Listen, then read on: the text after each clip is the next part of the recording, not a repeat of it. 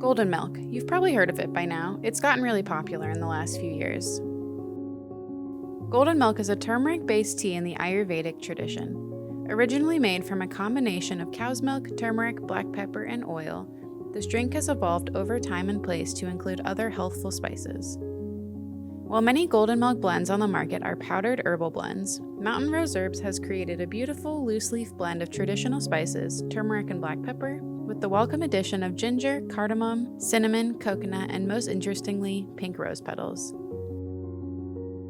The rose petals add a delicate floral note above the warm and spicy flavors normally associated with golden milk.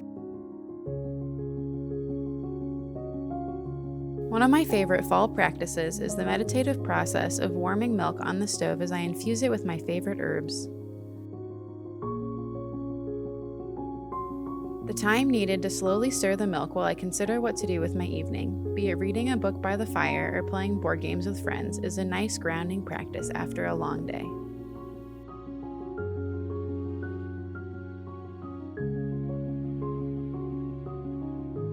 I hope you enjoy this warm, soothing beverage on a chilly fall evening as much as I do.